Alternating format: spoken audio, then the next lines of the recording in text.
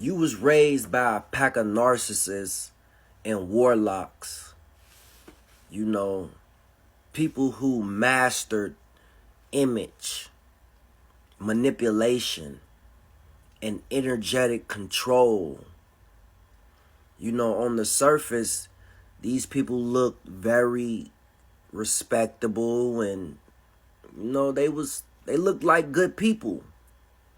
But behind closed doors, it was literally psychological warfare. These people didn't even raise you. They studied you. You was targeted from the beginning. You know, you was conditioned. You was the only empath in your family. And, you had a hell of a spirit, sensitivity. And they knew this. They knew this about you. That's why you was always the black sheep of the family. And they tried to destroy you.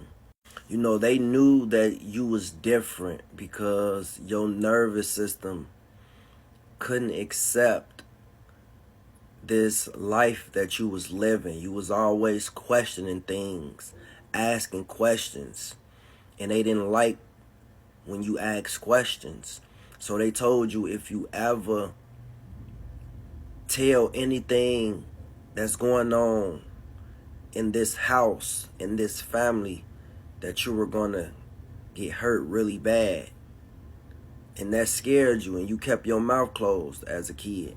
You know, they trained everybody in the household to go against you. So you kind of used silence as your survival mechanism. Because you knew if you made them look bad that it would be hell to tell. So you kind of became very hyper vigilant, and you was forced into adulthood at an early age. And then, as you got older, you started, the veil lifted. You started seeing things for what they really were. You started paying attention to the patterns, to the gaslighting, the triangulation, them, feeding off of your light, trying to regulate their chaos. They even had favorite kids and, they basically was sacrificing you. You was never taught life skills. You was never guided. So isolation became the chosen one, dependent.